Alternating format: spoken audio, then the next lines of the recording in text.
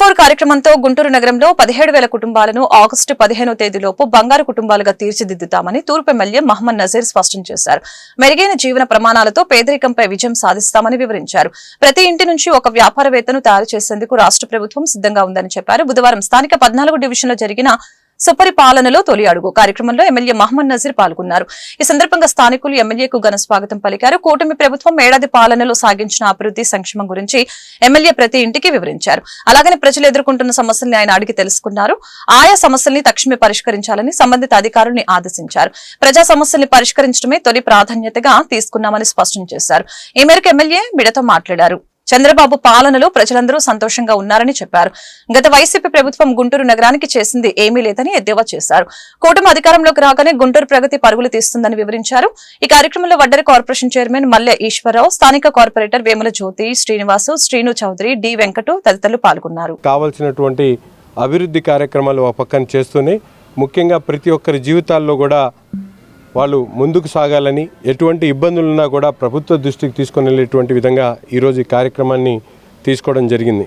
ఎందుకంటే గౌరవ ముఖ్యమంత్రి గారు ప్రపంచంలో ఎక్కడా లేనటువంటి విధంగా బంగారు కుటుంబాలు మార్గదర్శుల పేరుతో ఎవరైతే ఆర్థికంగా చితికలు పడిపోయి ఎటువంటి సహాయ సహకారం లేక ఎటు వెళ్లాలో ఆలోచన లేనటువంటి కుటుంబాలందరినీ కూడా స్థానికంగా ఉన్నటువంటి మేధావులు, ఉన్నతమైనటువంటి స్థానాల్లో ఉన్నటువంటి ఆర్థికవేత్తలు కానీ, సామాజికవేత్తలు కానీ, అలాగే ఎన్ఆర్ఐలు కానీ సహాయ సహకారాలు తీసుకొని ప్రతి ఒక్క కుటుంబానికి కూడా అండగా ఉండేటువంటి కార్యక్రమాన్ని తీసుకొని ఈరోజు P4 కార్యక్రమాన్ని ప్రవేశపెట్టడం జరిగింది.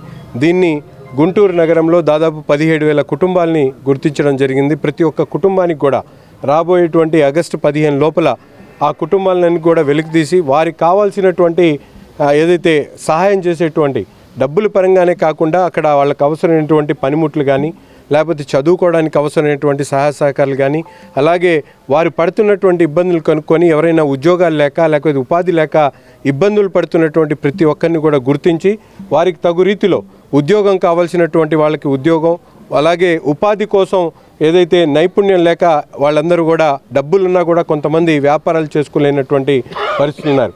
అటువంటి వాళ్ళందరినీ గుర్తించి ప్రతి ఒక్కరికి కూడా ప్రతి ఇంటికి కూడా ఒక వ్యాపారవేత్తని తయారు చేసేటువంటి సంకల్పంతో ఈరోజు ప్రభుత్వం ముందుకు సాగుతూ ఉంది.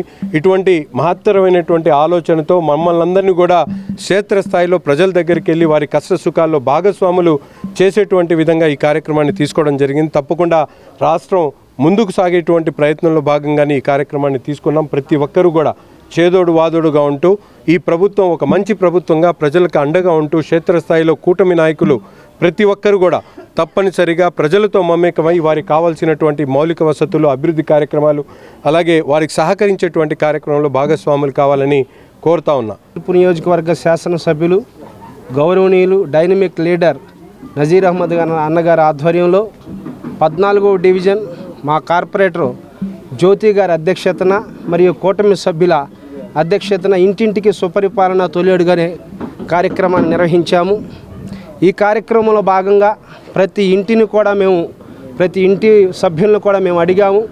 మరి సంక్షేమ పథకాలు అనేటువంటి గ్యాస్ సిలిండర్ కావచ్చు, పెన్షన్లు, వృద్ధా పెన్షన్లు కావచ్చు, వికలాంగుల పెన్షన్లు కావచ్చు, అలాగే సమీపంలో ఉన్నటువంటి అన్నా క్యాంటీన్లు కావచ్చు. సుపరిపాలన తొలి అడుగు కార్యక్రమంలో భాగంగా ఈరోజు 14వ డివిజన్ పరిధిలోని నిమ్మలపేట ప్రాంతంలో తూర్పు నియోజకవర్గ శాసనసభ్యులైన మహమ్మద్ నజీర్ గారి ఆధ్వర్యంలో ఈ కార్యక్రమం చేపట్టడం జరుగుతుంది.